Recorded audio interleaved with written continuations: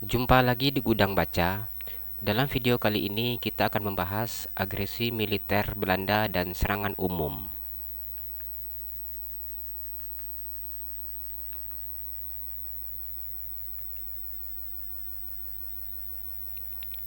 Agresi militer Belanda pertama.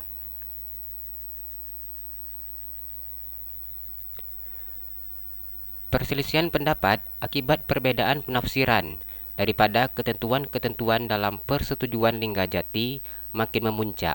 Belanda berusaha untuk menyelesaikan masalah Indonesia dengan secepat mungkin.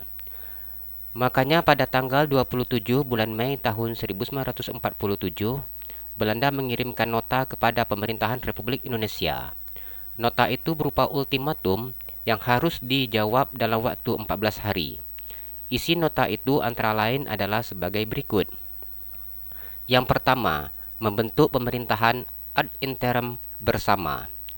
Yang kedua, mengeluarkan uang bersama dan mendirikan lembaga devisa bersama. 3. Republik Indonesia harus mengirimkan beras untuk rakyat di daerah-daerah yang diduduki Belanda. 4. Menyelenggarakan keamanan dan ketertiban bersama, termasuk daerah-daerah Republik Indonesia yang memerlukan bantuan Belanda atau gendarmeri bersama. 5. Menyelenggarakan pemilikan bersama atas impor dan ekspor.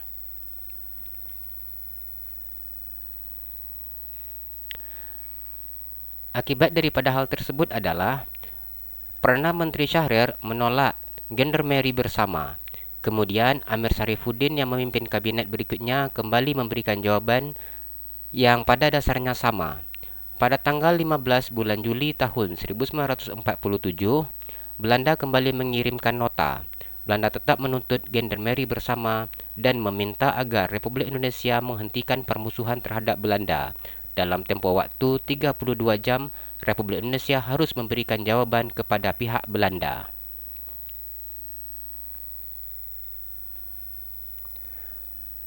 Pada tanggal 17 bulan Juli tahun 1947, pemerintahan Republik Indonesia memberikan jawaban yang disampaikan oleh Amir Syarifuddin melalui Radio Republik Indonesia Yogyakarta. Jawaban itu ditolak oleh pihak Belanda. Pada tanggal 20 bulan Juli tahun 1947, Van Mook mengumumkan bahwa pihak Belanda tidak mau berunding lagi dengan pihak Indonesia. Belanda tidak terikat lagi dengan perjanjian Linggajati.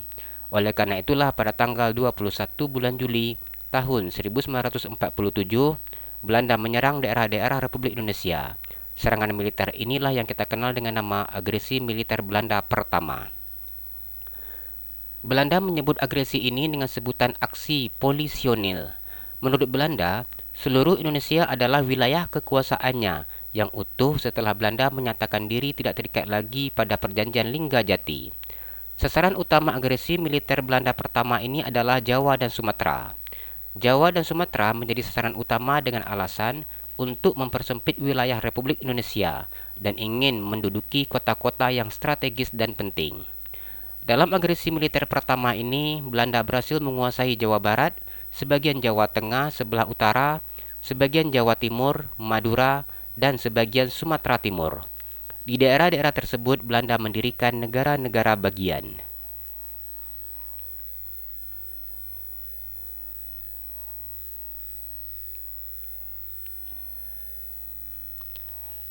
Adapun tujuan Belanda melancarkan agresi militer pertama ini adalah yang pertama, mengepung ibu kota RI dan menghapus kedaulatan Republik Indonesia. Ini merupakan tujuan politik daripada pemerintahan Belanda. Yang kedua, merebut pusat-pusat penghasilan makanan dan bahan ekspor. Ini merupakan tujuan untuk memperkuat perekonomian Belanda. Dan yang ketiga, menghancurkan TNI.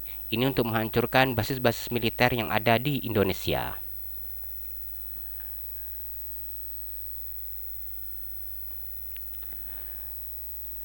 Reaksi internasional. Agresi militer Belanda pertama ini mendapat reaksi dari dunia internasional, terutama dari Inggris dan Amerika Serikat yang tidak menyetujui tindakan agresi ini. India dan Australia mengajukan usul agar soal Indonesia dibahas dalam Dewan Keamanan. Pada tanggal 1 Agustus tahun 1947, Dewan Keamanan PBB mendesak Indonesia dan Belanda untuk mengadakan gencatan senjata. pada tanggal 4 bulan Agustus tahun 1947, Republik Indonesia dan Belanda mengumumkan gencatan senjata. Dengan demikian berakhirlah agresi militer Belanda yang pertama. Meskipun secara resmi telah ada gencatan senjata, Belanda masih berusaha memperluas wilayah. Batas terakhir perluasan wilayah yang dikuasai Belanda adalah yang dituntut sebagai garis demarkasi. Garis demarkasi ialah garis khayal yang kemudian dikenal sebagai garis Van Mook. Untuk mengawasi pelaksanaan gencatan senjata, dibentuklah Komisi Konsuler. Anggota komisi berasal dari beberapa konsul jenderal di Indonesia.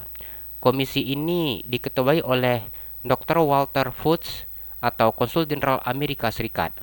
Anggotanya terdiri dari Konsul Jenderal Cina, Belgia, Prancis, Inggris, dan Australia. Dalam laporannya kepada Dewan Keamanan PBB, Komisi Konsuler menyatakan bahwa 1. Sejak tanggal 30 Juli sampai 4 Agustus tahun 1947, pasukan Belanda masih mengadakan gerakan-gerakan militer. 2. Pemerintah Indonesia menolak garis demarkasi atau garis Van Mook yang dituntut oleh pihak Belanda. Dan yang ketiga, perintah penghentian tembak-menembak dirasakan tidak memuaskan.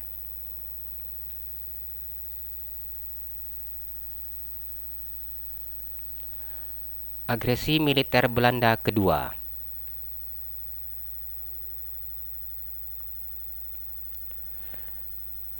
Pertikaian yang terjadi di kalangan Republik Indonesia akibat dari perjanjian Renville, serta kegoncangan di kalangan TNI, serta penumpasan pemberontakan PKI di Madiun menyita kekuasaan Republik Indonesia. Situasi itu memberi kesempatan bagi Belanda untuk menekan Republik Indonesia. Perundingan-perundingan yang dilakukan di bawah pengawasan KTN selalu menemui jalan buntu. Oleh karena itulah pada tanggal 13 bulan Desember tahun 1948, Muhammad Hatta meminta kembali KTN untuk menyelenggarakan perundingan dengan Belanda. Pada tanggal 18 bulan Desember tahun 1948, Dr. Bill menyatakan bahwa pihak Belanda tidak mengakui dan tidak terikat lagi dengan perjanjian Renville. Oleh karena itu, Belanda merasa bebas melakukan agresi terhadap Republik Indonesia. Belanda dengan seluruh kekuatan melakukan agresi militer yang kedua pada tanggal 19 Desember tahun 1948 dengan menyerbu daerah Yogyakarta. Lapangan terbang Maguwo dapat dikuasai oleh pihak Belanda. Serangan Belanda ke Yogyakarta dilakukan sangat mendadak. Dalam waktu yang relatif singkat, Yogyakarta dapat dikuasai oleh pihak Belanda. Para pimpinan Republik Indonesia ditangkap oleh Belanda.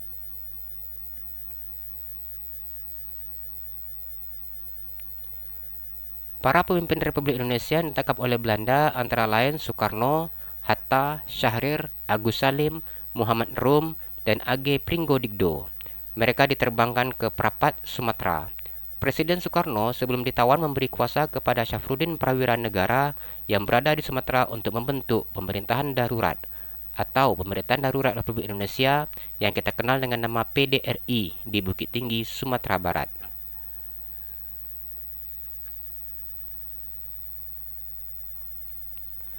Simpati dunia internasional. Dengan agresi militer kedua, dapat dikatakan bahwa Belanda memperoleh kemenangan yang sangat besar karena dapat menangkap semua pucuk-pucuk pimpinan Republik Indonesia. Akan tetapi, dengan aksi penawanan oleh Belanda tersebut, ternyata Republik Indonesia tidak lenyap. Belanda harus berhadapan dengan pasukan gerilya yang seringkali menyulitkan pihak Belanda. Kontak senjata dan diplomasi terus dilakukan. Serbuan Belanda atau agresi militer kedua mendapat reaksi masyarakat internasional.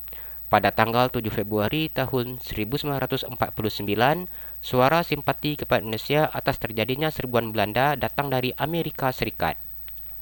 Rasa simpati Amerika Serikat terhadap Indonesia diwujudkan dengan pernyataan-pernyataan sebagai berikut, yaitu 1.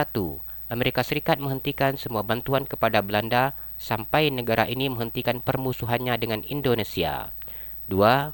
Mendesak pihak Belanda supaya menarik pasukannya ke belakang garis status quo Renville. 3. Membebaskan pemimpin Indonesia yang ditawan sejak tanggal 18 Desember tahun 1948. 4.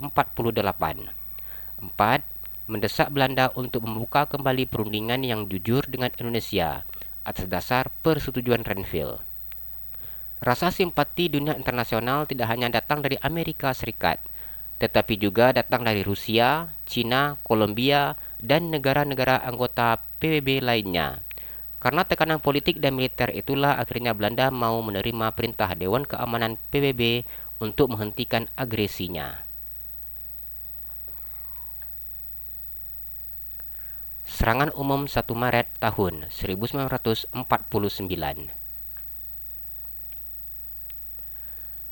Serangan umum 1 Maret dilancarkan oleh pasukan Republik Indonesia untuk merebut kembali Yogyakarta yang dikuasai oleh Belanda sejak agresi militer Belanda kedua.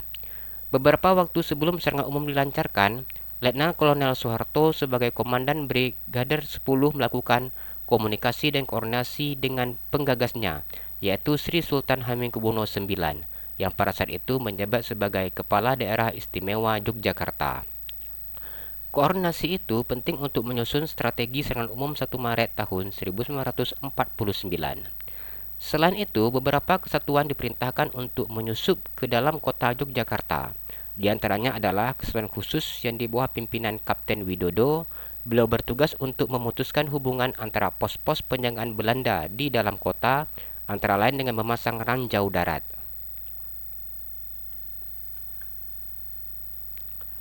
Wilayah penyerangan. Untuk mempermudah koordinasi penyerangan, maka wilayah penyerangan dibagi menjadi 5 sektor, yaitu 1. Sektor Barat dipimpin oleh Letkol Vensi Samuel. 2. Sektor Selatan dipimpin oleh Mayor Sarjono. 3. Sektor Utara dipimpin oleh Mayor Kusno. 4. Sektor Kota dipimpin oleh Letnan Amir Murtono dan Letnan Marsudi. 5. Sektor Barat dipimpin oleh Letnan Kolonel Soeharto sampai perbatasan Malioboro.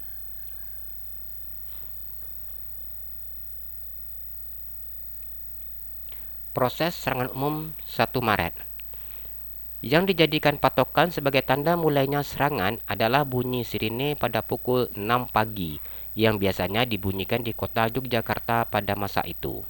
Pasukan Belanda tidak menduga akan ada serangan, sehingga dalam waktu yang relatif singkat, pasukan TNI berhasil memukul mundur semua posisi pasukan Belanda dan memaksa mereka bertahan dalam markasnya di dalam kota Yogyakarta.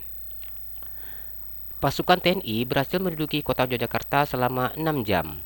Sesuai dengan rencana semula, yaitu sekitar pukul 12, TNI mulai mundur keluar kota sebelum pasukan bala bantuan Belanda datang. Berita serangan ini disiarkan keluar melalui pemancar radio di Wonosari. Waktu Belanda melancarkan serangan balasan, pemancar radio tersebutlah menjadi sasaran utama. Peristiwa serangan umum 1 Maret tahun 1949 ini juga dilaporkan oleh R. Sumardi ke pemerintahan PDRI di Bukit Tinggi melalui radiogram. Berita ini kemudian disampaikan kepada A.A. Maramis, yaitu diplomat Republik Indonesia di New York. Serangan umum 1 Maret mempunyai arti penting baik ke dalam maupun keluar negeri bangsa Indonesia.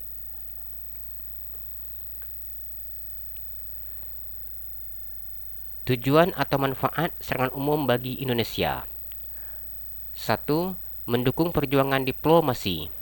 2. Meninggikan semangat rakyat dan TNI yang sedang bergelia. Dan yang ketiga, secara tidak langsung telah mempengaruhi sikap para pemimpin negara federal bentukan Belanda seperti negara Pasundan, negara Sumatera Timur, dan negara Indonesia Timur yang tergabung dalam Bijencom Federal Front Overlets atau BFO. Tujuan serangan umum 1 Maret manfaatnya bagi dunia internasional. 1. Menunjukkan kepada dunia internasional bahwa TNI masih ada dan mampu mengadakan serangan. Dan yang kedua, mematahkan moral pasukan Belanda. Terima kasih, jumpa lagi di video kita yang berikutnya. Tetap di channel Gudang Baca.